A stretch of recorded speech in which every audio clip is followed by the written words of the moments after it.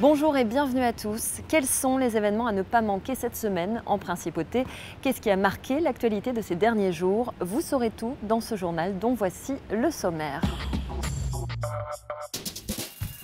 Nous partirons à Tanger pour parler de la préservation des cétacés. Gros plan sur la 5e réunion des parties de l'ACOBAMS. Unir et réconcilier par le sport, une belle philosophie défendue chaque année au Forum international Peace and Sport. La manifestation se déroule en ce moment au Monte-Carlo Bay. Et du sport, plus particulièrement du football, il y en aura vendredi en Principauté. L'AS Monaco reçoit Évian. Dans quel état d'esprit les joueurs abordent-ils cette 13e journée de championnat? Réponse dans ce journal. Nous refermerons cette édition avec une visite guidée du Mix, le salon des professionnels de la nuit dont c'est la 4e édition. La préservation des cétacés est un domaine dans lequel, vous le savez, la Principauté est particulièrement active. Le souverain s'est récemment rendu à Tanger, au Maroc, pour assister à la 5e réunion des parties de l'ACOBAMS. Voyez ce reportage de Vanessa Dessy. Un seul et unique objectif pour ces 23 pays, réduire les menaces qui pèsent sur les cétacés. Tous s'étaient justement réunis lors de la 5e réunion des parties à l'ACOBAMS à Tanger au Maroc. L'ACOBAMS est un accord établi pour la conservation des cétacés de la Méditerranée, de la mer Noire et de la zone atlantique. Signé en 1996 puis entré en vigueur en 2001, cette instance intergouvernementale est placée sous les auspices de la Convention des Nations Unies. Le secrétariat est accueilli en Principauté afin d'assurer la liaison entre les différents États, une signature commune née d'une volonté de coopération internationale. Cet accord ACOBAMS est né il y a environ 18 ans. Les scientifiques tout d'abord, les scientifiques ont poussé un cri d'alarme devant les menaces que devaient subir les cétacés et les secrétariats des conventions qui s'occupaient de la mer Noire et de la Méditerranée, enfin de la protection de la biodiversité pour ces zones, se sont réunis, accompagnés de la Convention sur les espèces migratrices, qui est une convention mondiale et qui touche à toutes les espèces migratrices. Donc elles se sont réunies et elles ont réfléchi à la création d'un outil spécialement dédié à la conservation des cétacés. Et c'est comme ça qu'est né ACOBAMS. Il est né dans le cadre de la Convention sur les espèces migratrices, puisque juridiquement il était possible de le rattacher à cette convention. Plusieurs réunions ont été donc organisées afin d'identifier les moyens pour améliorer le statut de conservation actuel des cétacés et de leur habitat, en impliquant l'ensemble des acteurs socio-économiques, des discussions aux multiples enjeux. La situation des cétacés en mer Méditerranée, en mer Noire et dans le monde entier est toujours très préoccupante. L'intérêt d'accords comme l'ACOBAMS ou comme beaucoup d'autres accords avec lesquels on travaille, puisqu'il y a beaucoup de coopération entre instruments internationaux, est justement de progressivement mettre en place des outils qui permettent d'améliorer la préservation de ces animaux sauvages. Et bien, par exemple, pendant cette session de l'ACOBAMS, un guide méthodologique sur le bruit va être proposé à l'adoption par les parties, ce qui est quand même très intéressant. Et puis je citerai aussi le programme REP7 qui permet très simplement pour les navires de signaler la présence de cétacés et ainsi éviter des collisions en informant les navires qui sont dans la même zone. Les cétacés sont soumis à de nombreuses menaces qui leur occasionnent des dommages et qui sont les principales causes du déclin observé pour certaines populations. Ces dangers sont le résultat d'interactions avec des pratiques et activités humaines. Ainsi, les animaux marins subissent des impacts de la pollution, de la navigation, mais surtout de la pêche. La stratégie ALIOTIS, donc la stratégie des pêches maritimes, a comme pilier moteur l'axe de la durabilité. Donc la pêche est par conséquent prise en considération, mais avec un aspect très lié par le respect environnemental, le respect de la préservation des écosystèmes marins, éviter les interactions entre la pêche et les cétacés par exemple, ou d'autres espèces à protéger comme les tortues, les baleines, etc.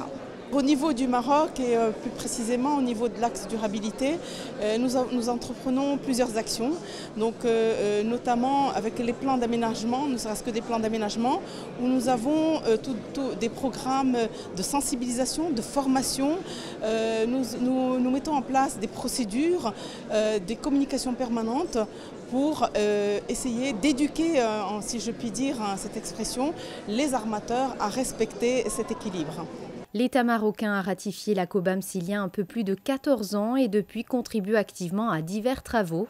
Le Royaume du Maroc assurera de plus jusqu'à novembre 2017 la présidence de cette instance chargée de réduire les menaces qui pèsent sur les cétacés, notamment en améliorant l'état des connaissances sur ces animaux.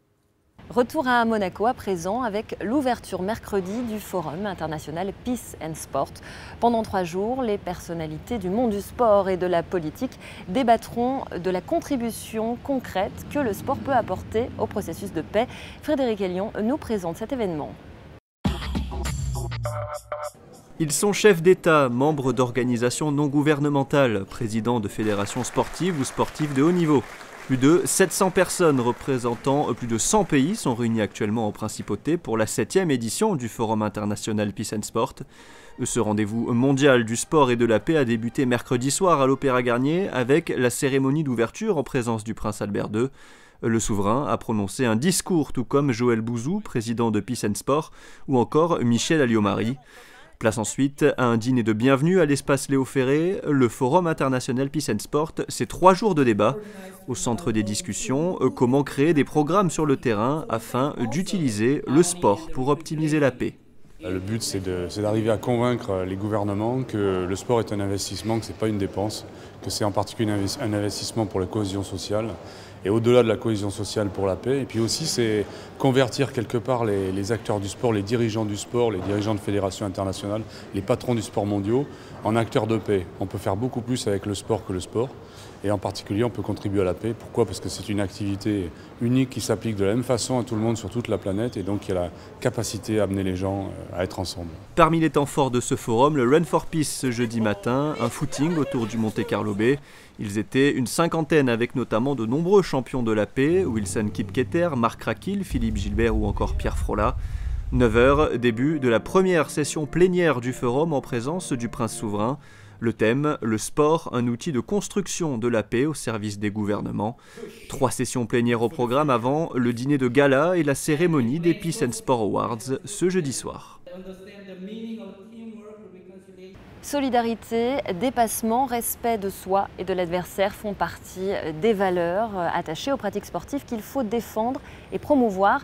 C'est d'ailleurs la mission que se sont lancés de nombreux sportifs. Vous l'avez vu dans ce reportage, toujours plus nombreux à rejoindre Peace and Sport. Ces champions de la paix nous parlent de leur implication au sein de l'organisation. Ils sont au micro de Frédéric Elion. Écoutez-les.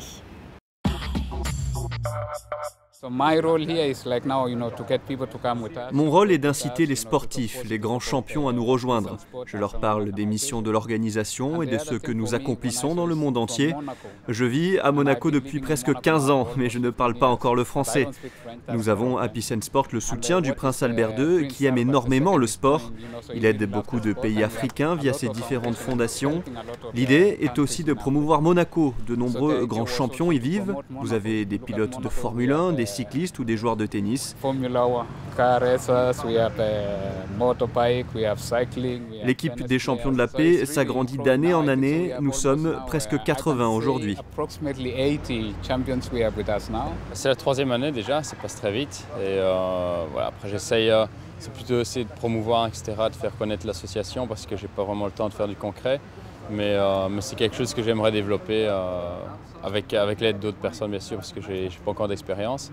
Mais pour le moment, je me limite à la promotion et être présent à certains événements. Le cyclisme, c'est un sport qui prend énormément de temps, donc c'est pour ça que c'est difficile d'en plus développer des choses à côté. Mais c'est quelque chose que j'ai en tête. J'essaye d'écouter un peu ce que les autres font, je prends des notes, etc. Et il y a beaucoup d'idées qui peuvent être développées. Ouais. Je suis jeune, arrivée en fait au sein de Peace and Sport. Il y a beaucoup de missions, il y a beaucoup de projets, mais on a travaillé encore aujourd'hui et on a remis en place en fait, je dirais, des possibilités sur les projets sur le terrain, la concrétisation, comment travailler avec l'État, les ministères, les fédérations, les médias, le village.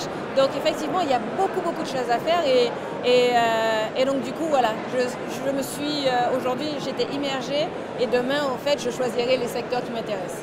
Moi, je suis super fier parce qu'il y a de plus en plus de sportifs qui viennent rallier en fait notre cause.